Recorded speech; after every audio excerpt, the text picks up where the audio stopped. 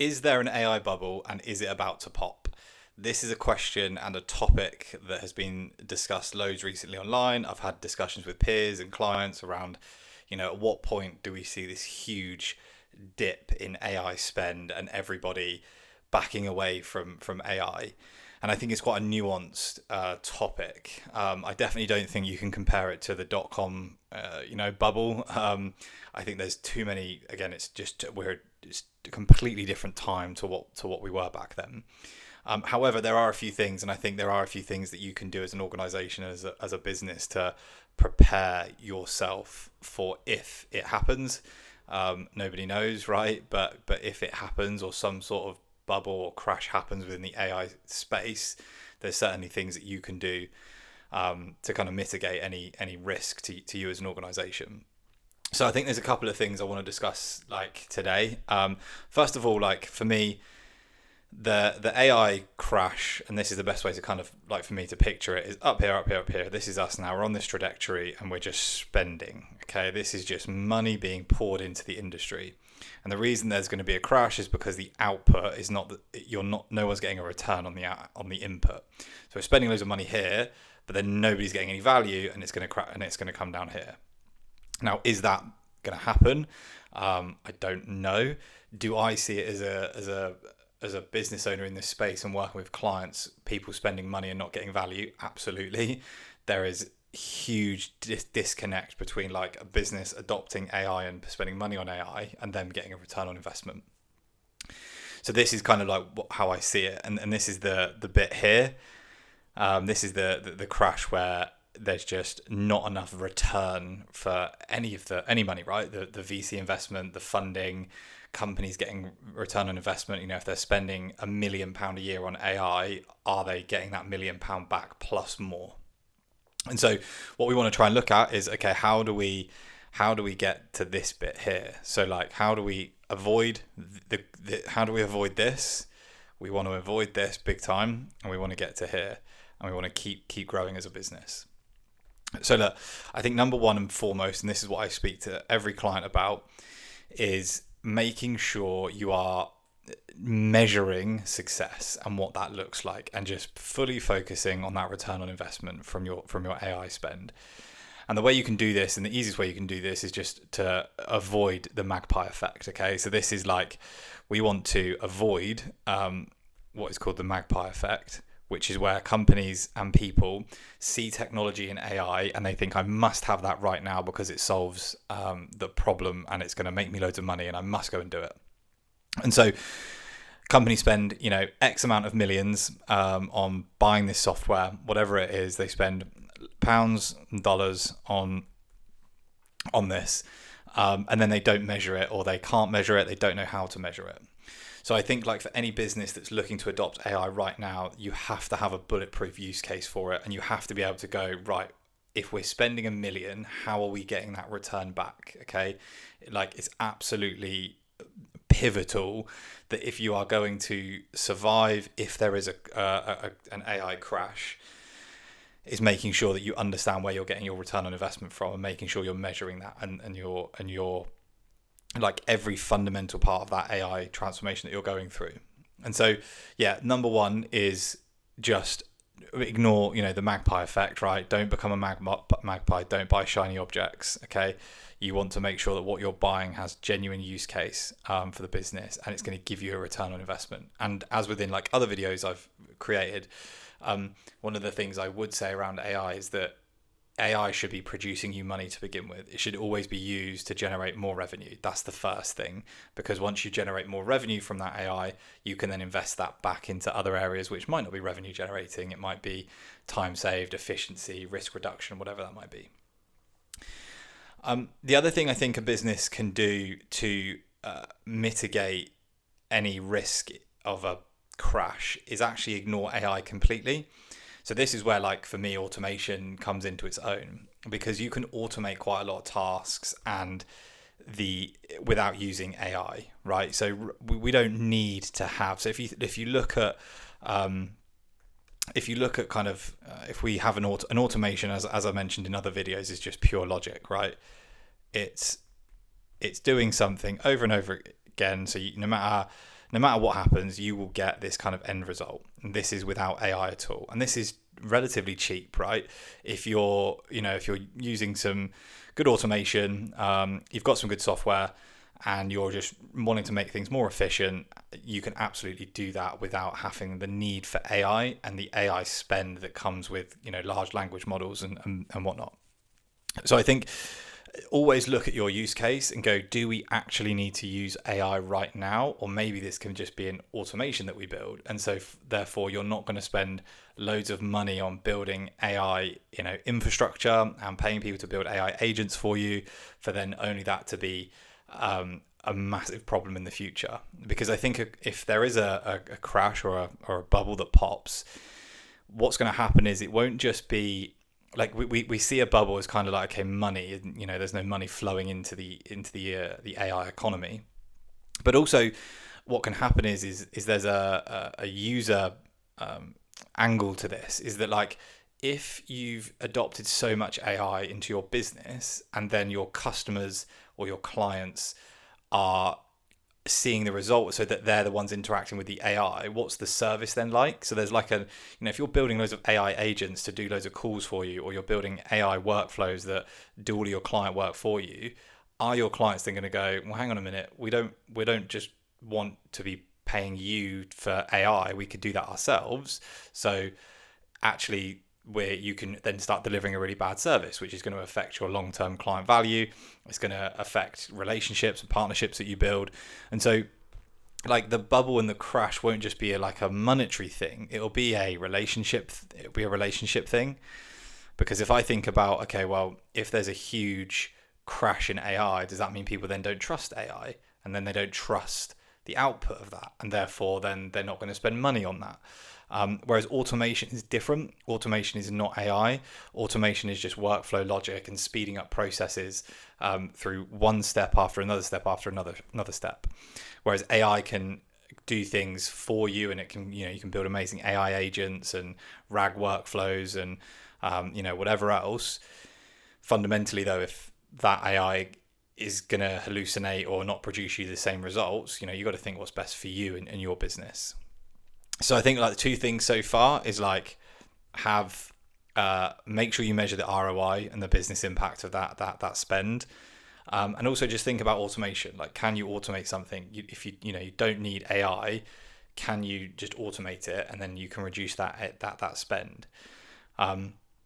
So I think like, how can you like really protect yourself with this? Is just being like really, really sensible. And there's a phrase, it's called KISS.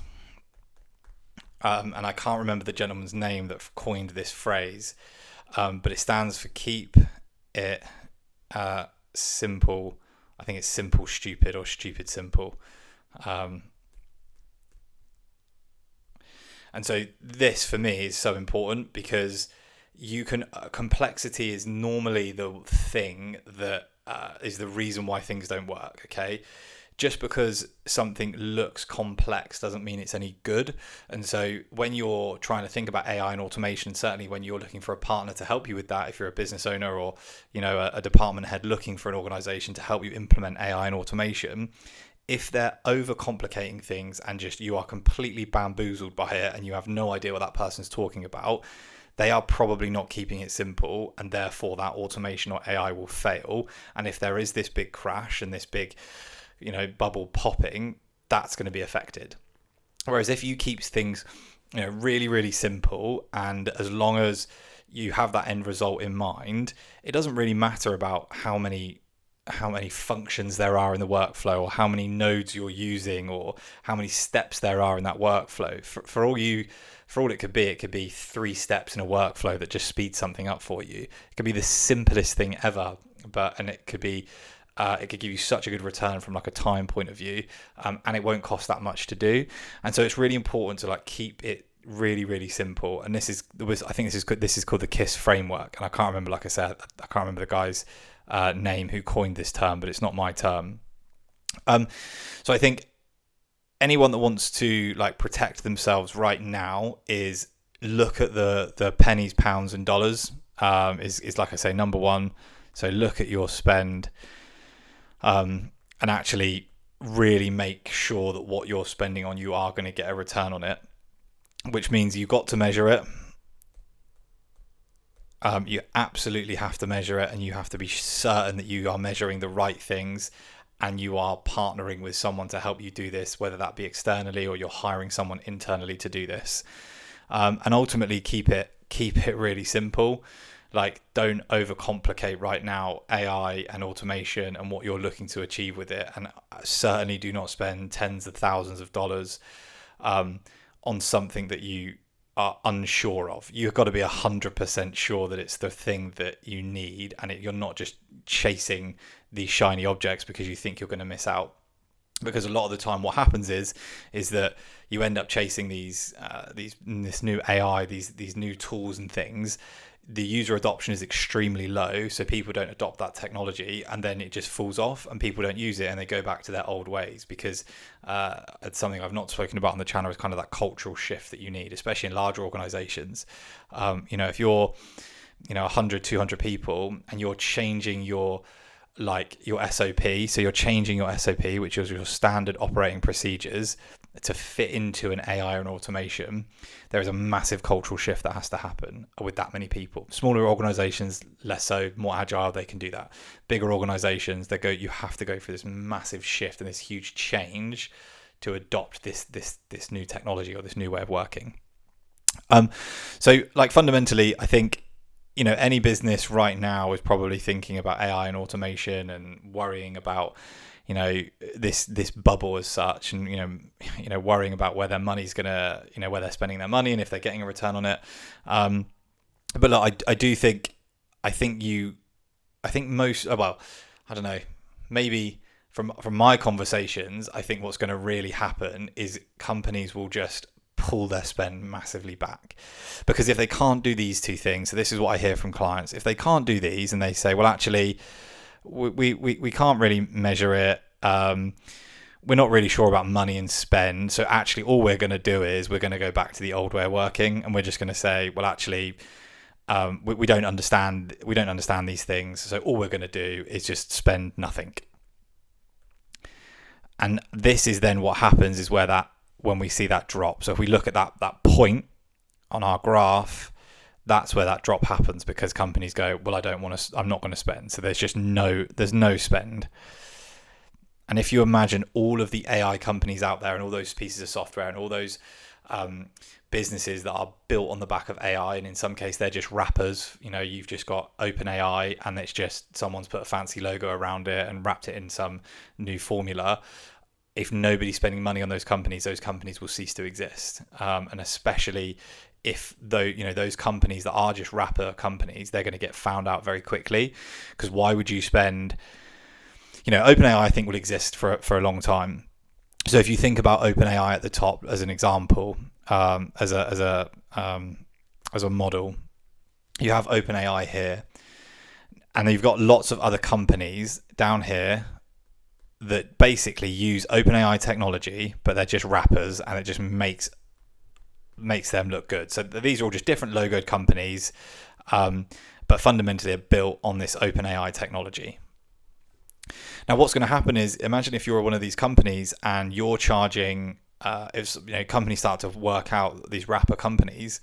So you're a company that charges, I don't know, $100 a month, £100, $100 per month per user.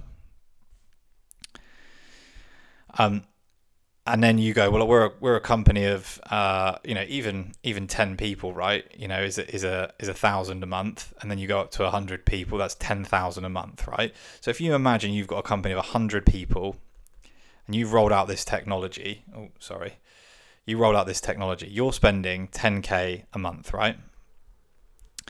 But let's say then you find out that actually this is just a wrapper company for one of these, that all it is this company here, company A, is just a wraparound, and you're paying them 10k a month, and then that company there is then paying OpenAI pennies, right? Or not pennies, but compared to what they're charging you. So company A is making 10k from you for this wrapper, this software that they've got, but then they're paying OpenAI maybe $1,000 a month, right? again, so their cost to OpenAI is minimal. And this is going to be a big problem, I think. And this is people are going to start to see this. The big software companies will exist, and the companies that do it well, they will exist and continue to exist forever. The companies that are going to fundamentally fail are these companies here, right? We'll just see these companies as businesses get more wise, and as people like me come along and advise our clients not to use certain pieces of software because it doesn't make any sense. These companies will kind of cease to exist. And that's not me kind of being doom and gloom about it. I just think that so many companies are building not even their own technology. It's literally just a logo and a fancy way of doing things. We see this a lot on, like, for instance, we see this a lot on like LinkedIn. So there are now, I don't know how many companies there are, hundreds of companies that now sell LinkedIn content. Okay. And they are all built primarily off the back of OpenAI. And all they've done is they've just got their own API, development space, and they're just building their model off of OpenAI, and it just looks fancy. And there are loads of these that do this. That's a huge space at the moment that's just being saturated with this kind of model. So look, I think the best way to survive, how to survive this kind of crash, like I say, keep it simple, ROI and measure, ultimately. For me, these are just the most important things, and also the magpie effect. I'll write that there. So yeah, I think this is the easiest way to just kind of prepare almost for if it does happen. We will see. I don't really know. I'm not sure where it's going to go. I definitely think there are some things I mentioned in here today in this video that will happen. The extent of the damage is obviously yet to be seen, and no one can predict that. But I definitely feel there is going to be a huge shift in spend from an AI perspective. And especially as more people like myself go into businesses and advise businesses on where to spend their money, and building good automation internally into a business and streamlining that organization to help them save money or make more money. AI is something that is going to be, we're going to look at, right? We're going to see a piece of software and we're going to say you don't need to have that piece of software that you're paying $10,000 a month for. We can build a workflow for you for half that as a one-off cost, and it will do exactly the same. So yeah, that's my thoughts. Let me know what you think. I could be really wrong. I'd love to know what you think about it in the comments. And yeah, follow along for more AI and automation, but kind of business talk. And I'll see you in the next video.